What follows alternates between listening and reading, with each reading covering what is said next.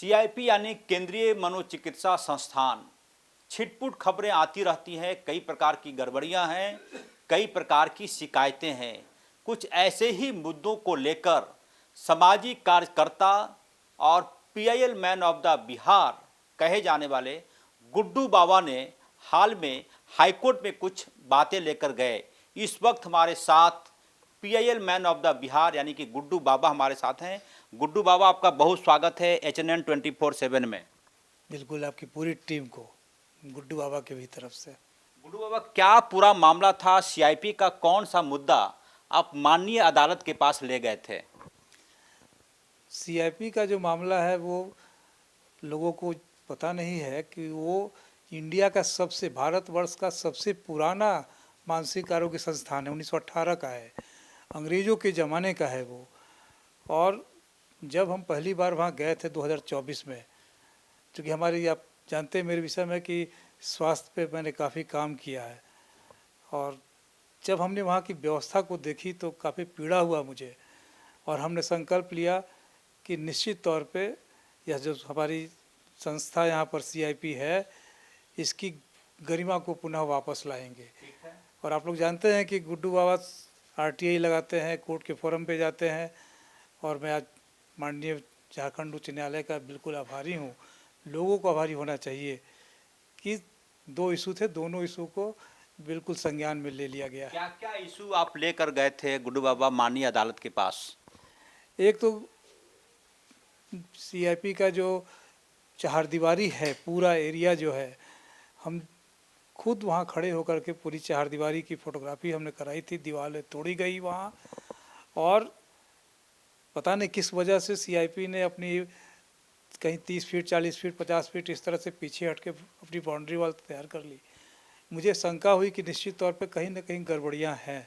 वो लगता नहीं कि अस्पताल किसी ज़माने में एशिया फेम का रहा होगा। विश्व के कोने कोने से, जर्मनी से, फ्रांस से लोग वहाँ आते थे रिसर्च करने। आज वो अपने खुद उसको ऑक्सीजन की आवश्यकता पड़ी है। तो एक मुद्दा हमारा था कि भाई सीआईपी की जो ज़मीन है, कितनी ज़मीन है, वो हमको जानकारी प्राप्त हुई। 2 से 21 एकड़ ज़मीन बताया जा रहा है कि उनके कब्जे में है। 221? हाँ, कब्जे में, हाँ, एकड़ कब्जे में है। डायरेक्टर का ये स्टेटमेंट है आरटीआई से। लेकिन जो पेपर निकले हैं वो 735 एकड़ के हैं, और वो ज़मीन एक्वायर हुई थी सेक्रेटरी काउंसिल ऑफ इंडिया, जो कि अंग्रेज़ों के ज़माने की थी। हमारा किसी से कोई विरोध नहीं है, लेकिन पब्लिक लैंड है तो इसका एक डिमार्केशन होना चाहिए। मैंने डीसी को पार्टी बनाया है, रेवेन्यू सेक्रेटरी को बनाया है। तो आप इस मामले को लेकर माननीय अदालत के दरवाज़ा खटखटाया आपने कि सीआईपी की जो ज़मीन है 735 एकड़ ज़मीन, वो ज़मीन आखिर है कहाँ? क्या किसी के कब्जे में है, अतिक्रमण में है, या फिर सीआईपी ने ही छोड़ दिया कि चलो भाई कब्जा हो गया, क्यों विवाद लें? तो पीआईएल आपने दाखिल किया? मैंने पीआईएल दाखिल कर दिया, पीआईएल एक्सेप्ट भी हो गया है। और कल सुनवाई के दौरान माननीय मुख्य न्यायाधीश का जो बेंच था, उसने बिल्कुल सेंट्रल गवर्नमेंट को, स्टेट गवर्नमेंट को और सीआईपी के डायरेक्टर को, तीनों को काउंटर फाइल करने का आदेश किया है। और हमने कोर्ट के नोटिस में लाया है कि चूँकि ये लैंड का मामला है, जब तक डीसी नहीं होंगे इन्वॉल्व, रेवेन्यू सेक्रेटरी नहीं होंगे, अंचल अधिकारी नहीं होंगे, तब तक ये सॉर्ट आउट होने में बहुत परेशानी होगी। तो तीनों को, बहुत अच्छी बात है कि कोर्ट ने तीनों, सेंट्रल गवर्नमेंट, स्टेट गवर्नमेंट और डायरेक्टर सीआईपी को इंस्ट्रक्शन किया है कि अगले डेट पर आप काउंटर फाइल करें। काउंटर बन के शपथ देने को कहा हुआ कि भाई कितनी ज़मीन है, क्या है, आप बताइए खुलकर पूरे मामले में। अगली तारीख कब होगी? 8 अक्टूबर को पड़ी है। 8 अक्टूबर को। गुरु, अब ये बताइए कि सीआईपी का ख्याल आया कैसे आपको? क्योंकि आप बिहार में काफ़ी काम करते हैं, गंगा बचाओ से लेकर डॉक्टर राजेंद्र प्रसाद की समाधि स्थल पर आपके ही प्रयास से चबूतरा बना। मुझे याद है, मुझे लगता है कि 1999 का वक्त रहा होगा, अकेले गुड्डू बाबा डॉक्टर राजेंद्र प्रसाद की समाधि स्थल पर जाते थे, कुत्तों का बसेरा हुआ करता था। कम से कम कुछ स्थिति सुधरी है। इधर का रुख कैसे किया आपने? देखिए, ऐसा है कि मैं शुरू से कहता रहा हूँ, आप तो शायद, मुझे लगता है कि पहली बार जब मैं अखबारों में आया था तो अजय लाल ने ही मुझे पटना में छापा था। ये 2000 के आसपास की बात है, लावारिस लाशों के रिगार्डिंग। तो लावारिस लाशों से ही हमारी ज़िंदगी की दूसरी शुरुआत हुई। गंगा किनारे से, और मैं मानकर चल रहा हूँ कि मैं निमित्त मात्र हूँ, मुझसे करवाया जा रहा है। और मुझे जानकारी मिली सीआईपी के बारे में, क्योंकि अब तो मेरे को पूरे ऑल ओवर इंडिया से आ रहे हैं। 13 स्टेट में मैं जिस तरह से अब झारखंड में आके किया हूँ, 13 राज्यों में मैं ये काम कर रहा हूँ, सभी जगह। उत्तराखंड भी जाएंगे? बिल्कुल वहाँ भी जा रहा हूँ, वहाँ से बहुत सारी इन्फॉर्मेशन आए हैं। इस देश का सबसे बड़ा राज्य इलाहाबाद है, वहाँ भी जाएंगे। वहाँ भी इलाहाबाद हाई गुड्डू कोर्ट में। बाबा, आप जिस मधुमक्खी के छत्ते में हाथ डाल रहे हैं, क्योंकि सीआईपी का जमीन यदि 735 करोड़ आप बोल रहे हैं और मौजूदा 235 करोड़ के आसपास है, 2 एकड़ के आसपास, इसका मतलब कि 500 एकड़ ज़मीन, अब वो ज़मीन तो किसी न किसी के कब्जे में ही होगा, मकानें बन गई होंगी, दुकान चल रहा होगा। तो आपको लगता है कि कोई डर भय, कोई धमकी, गुड्डू बाबा आपको मैं देख लूँगा? नहीं, मुझे कोई धमकी नहीं देता है। इधर के दिनों में धमकी आनी बंद हो गई है। यानी कि पहले आता था? तो पटना में जब धमकी मुझे मिलती थी, कोर्ट ने मुझे सुरक्षा प्रोवाइड कर रखा है, अंगरक्षक के साथ मैं चलता हूँ। और धमकी कौन देता पटना में? लैंड माफिया हैं, बहुत सारे लोग हैं, जो बाहुबली का समय हुआ करता था वो लोग थे। कोर्ट ने प्रोटेक्ट कर दिया अपनी तरफ से। और वैसे चूँकि श्मशान घाट बांसघाट से निकला हूँ, गंगा किनारे से निकला हूँ, तो नहीं, तो ये तो स्पष्ट है कि जिस दिन जन्म होता है उसी दिन मौत का डेट भी फिक्स हो जाता है, ये मुझे पता है। जब इंदिरा गांधी नहीं रही, कैनेडी नहीं रहे, तो फिर गुड्डू बाबा किस बात का। राजीव गांधी नहीं रहे, इसलिए वो सब डर भय की बात नहीं है। रोज़ रोज़ क्यों मरना है, और मैं किसी भी व्यक्ति के खिलाफ नहीं हूँ। गुड्डू बाबा, एक और मामला संज्ञान में आया कि सीआईपी में शायद कुछ कर्मचारियों का मामला था, वह भी मुद्दा आपने उठाया था कि कुछ लोग सुसाइड कर रहे हैं, क्या है पूरा माजरा? अब तो ये परत दर परत खुलेगी ना। आज जो दूसरा पीआईएल हमारा एक्सेप्ट हुआ है, उसमें आपको आश्चर्य लगेगा कि 2002 में के बाद से ही एक भी पद डॉक्टरों के नहीं भरे गए हैं। पूरे सीआईपी में जो है, जो डॉक्टर की संख्या है वो 20 डॉक्टर हैं, और वहाँ 8 आपको मेडिकल ऑफिसर हैं। वहाँ पर पिछले 5 वर्षों से जो वहाँ ये है आपको पेशेंट हैं अंदर में, उनको चप्पल नहीं मिल रही है, उनको वस्त्र नहीं मिल रहे हैं, और बहुत सारी बात। वहाँ फीमेल अटेंडेंट का जो है संख्या इतनी कम है कि आप बता दें कि मेंटल पेशेंट के पास परिवार का कोई नहीं अटेंडेंट रहता है, वार्ड अटेंडेंट चाहिए। तो वार्ड अटेंडेंट का जो पद था लगभग 150, उसमें मात्र 73 है। और डॉक्टर कितना है? मात्र 28। उसमें भी जो डॉक्टर हैं वहाँ पे वो 8 मेडिकल अफसर हैं। और आपको आश्चर्य होगा कि 2002 से लेकर वहाँ पर आज की डेट में भी न तो वहाँ डॉक्टर की बहाली हुई, न वहाँ पैरा मेडिकल स्टाफ की बहाली हुई। मशीनें हैं, मशीनों को चलाने वाले लोग नहीं हैं। और यदि संज्ञान अब तो बचेगा, क्योंकि कोर्ट ने ले लिया है। मेरा मानना है कि सीआईपी का अस्तित्व जो है खतरे में पड़ चुका है। इसका मतलब हुआ कि आपने 2 पीआईएल दाखिल किया, एक सीआईपी की ज़मीन की रक्षा हो और दूसरा जो सीआईपी की स्थिति खराब हो रही है, डॉक्टर्स नहीं है, लेडीज अटेंडेंट नहीं है, स्टाफ नहीं है, 2002 के बाद से कोई नियुक्ति नहीं हुई है। कोई नियुक्ति नहीं हुई है। और चूँकि इसमें मुझे पता नहीं कि ऐसा क्यों लग रहा है कि कहीं ना कहीं एक बड़ी साजिश भी हुई सीआईपी को नुकसान पहुंचाने के लिए। ये तो बात सामने आएगी। निवास जो आपका है बेंगलोर में, वो सीआईपी के बाद की संस्था है, और निवास को वर्ल्ड क्लास का इंस्टीट्यूट बना दिया गया। निवास मतलब? निवास है आपको मेंटल हॉस्पिटल है बेंगलोर में, अच्छा, वो वर्ल्ड क्लास का हो गया। और हमारा ये सीआईपी सीआईपी, हम लोग बिहार और रांची अलग थोड़ी थे, गांव का अस्पताल बन गया। उससे कहीं मेरा बहुत बिहार में बहुत सारा अस्पताल ठीक हो गया है, जो उसकी हालात हम लोग देख रहे हैं। तो जो दूसरा वाला पीआईएल है कि सीआईपी में डॉक्टरों की नियुक्ति नहीं हो, इसकी डेट, इसकी तारीख कब पड़ी है? डॉक्टरों की नियुक्ति हो, पैरामेडिकल स्टाफ की नियुक्ति हो। अब सोचिए कि वहाँ रेडियोलॉजिस्ट नहीं है, तो वहाँ एमआरआई मशीन का इस्तेमाल कौन कर रहा है?